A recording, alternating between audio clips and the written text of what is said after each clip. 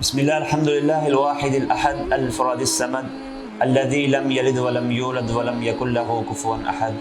السلام علیکم ورحمۃ اللہ وبرکاتہ. برادرز اینڈ سسٹرز، یہ ماہ محرم الحرام یہ حرمت والے مہینوں میں سے ایک مہینہ ہے. اس مہینے میں اللہ رب العزت نے اپنی جانوں پر ظلم کرنے سے اور نافرمانی سے منع فرمایا. تو اس مہینے میں ظلم اور نافرمانی سے اجتناب کے ساتھ ساتھ اس مہینے میں ہمیں عمل صالح کو زیادہ سے زیادہ کرنے چاہیے اور یوم عاشوراء کی جو روزے کی فضیلت ہے اس روزے کو رکھنا چاہیے. جیسا کہ رسول اللہ صلی اللہ علیہ وسلم نے فرمایا، افضل الصیام بعد رمضان شہر اللہ المحرم. رمضان المبارک کے مہینوں کے روزوں کے بعد سب سے افضل روزے ماہ محرم کے روزے ہیں. وافضل الصلاة بعد الفریضۃ صلاۃ اللیل، اور فرض نماز کے بعد سب سے زیادہ فضیلت والی نماز رات کی نماز ہے. اور اس حدیث کے اندر یوم عاشوراء کے روزے کی فضیلت بیان کی گئی ہے، کیونکہ جب رسول اللہ صلی اللہ علیہ وسلم مکہ مکرمہ میں تھے آپ مسلسل یوم عاشوراء کا روزہ رکھتے تھے اور صحابہ اکرام کو بھی روزہ رکھنے کا حکم دیتے.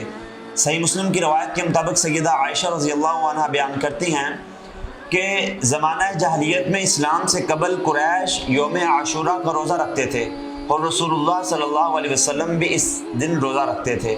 اور جب رسول اللہ صلی اللہ علیہ وسلم مکہ سے ہجرت کر کے مدینہ میں آئے تو مدینہ میں بھی آپ یوم عاشوراء کا روزہ رکھتے اور صحابہ کو بھی روزہ رکھنے کی تلقین کرتے. اور صحیح بخاری میں روایت ہے کہ سیدنا عبداللہ بن عباس رضی اللہ عنہما بیان کرتے ہیں کہ ہم نے رسول اللہ صلی اللہ علیہ وسلم کو کبھی نہیں دیکھا کہ آپ ایک دن کو دوسرے دن پر فضیلت دیتے ہوئے روزے کا قصد کرتے ہوں سوائے ماہ محرم کے روزے اور ماہ رمضان کے روزوں کے علاوہ. یعنی اس حدیث میں یوم عاشوراء کے روزے کی فضیلت بتائی گئی ہے کہ رسول اللہ صلی اللہ علیہ وسلم رمضان المبارک کے روزوں کے بعد اتنا اہتمام کسی اور روزے کا نہیں کرتے جتنا اہتمام یوم عاشوراء کے دن کے روزے کا کرتے. اور عبداللہ بن عباس رضی اللہ عنہ بیان کرتے ہیں کہ جب رمضان المبارک کے روزے فرض کر دیے گئے تو پھر رسول اللہ صلی اللہ علیہ وسلم نے فرمایا کہ تم میں سے اگر کوئی شخص یوم عاشوراء کے دن کا روزہ رکھنا چاہتا ہے تو وہ رکھ لے، اگر کوئی چھوڑنا چاہتا ہے تو وہ چھوڑ لے. اور صحیح بخاری کی روایت ہے، سیدہ ربیع بنت معوذ رضی اللہ عنہ بیان کرتی ہیں کہ رسول اللہ صلی اللہ علیہ وسلم جب مکہ سے ہجرت کر کے مدینہ میں آ گئے تھے تو پھر رسول اللہ صلی اللہ علیہ وسلم نے مدینہ کے آس پاس کی بستیوں کو حکم دیا کہ وہ یوم عاشوراء کا روزہ رکھا کریں. تو پھر ہم یوم عاشوراء کا روزہ رکھتے تھے اور ہم اپنے چھوٹے چھوٹے بچوں کو بھی یوم عاشوراء کا روزہ رکھواتے تھے. تو جب وہ رونے لگتے ہم ان کو کھلونے دے دیتے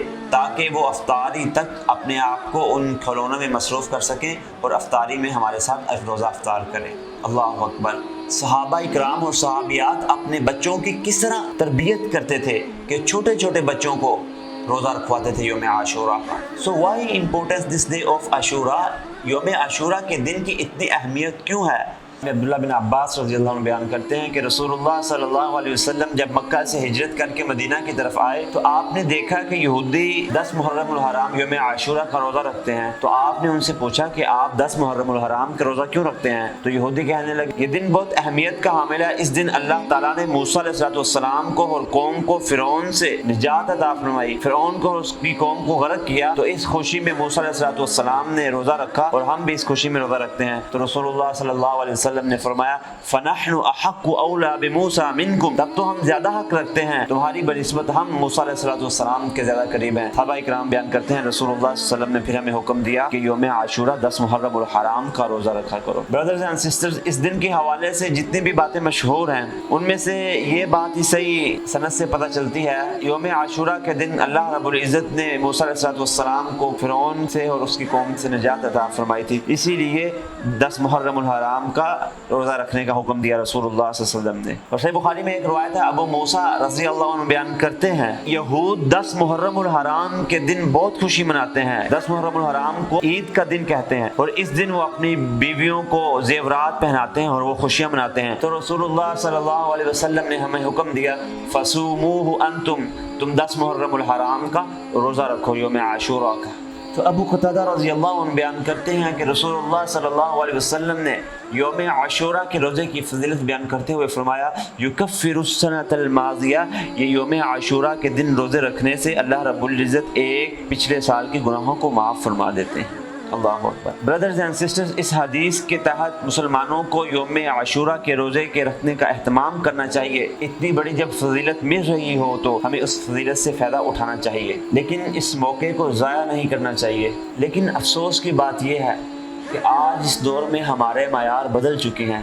اس دن کے حوالے سے نہ جانے ہم نے کیا کیا بدعات شروع کر لی، جو سنت تھی اسے ہم نے بدعت بنا دیا اور بدعت کو سنت کے درجے پہ لے گئے۔ اور چاہیے تو یہ تھا کہ ہم اس دن کا روزہ رکھ کے اپنے پچھلے سال کے گناہوں کو معاف کرواتے، لیکن اس دن کو ہم نے مزیدار کھانوں کا دن تصور قرار دے دیا۔ اس دن مزیدار ڈشیں بنتی ہیں، مزے مزے کے کھانے بنائے جاتے ہیں، دودھ کی سبیلیں لگائی جاتی ہیں، پانی کی سبیلیں لگائی جاتی ہیں۔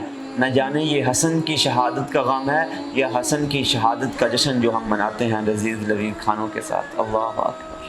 تو ایک روایت کے مطابق رسول اللہ صلی اللہ علیہ وسلم نے فرمایا کہ ہم آئندہ سال 9 محرم الحرام کا بھی روزہ رکھیں گے یہود کی مخالفت میں، لیکن صحابہ اکرام بیان کرتے ہیں اگلے سال رسول اللہ صلی اللہ علیہ وسلم ہم میں نہ رہے۔ اور عبداللہ بن عباس رضی اللہ عنہ بیان کرتے ہیں خالف الیہود وصوم التاسع والعاشرہ، یہود کی مخالفت میں 9 اور 10 محرم الحرام کا روزہ رکھو۔ تو اس حدیث اور صحابہ کے اقوال کے مطابق امام ابن قیم رحمہ اللہ، امام ابن حجر العسقلانی رحمہ اللہ فرماتے ہیں کہ ماہ محرم الحرام کے روزوں کے 3 درجے ہیں۔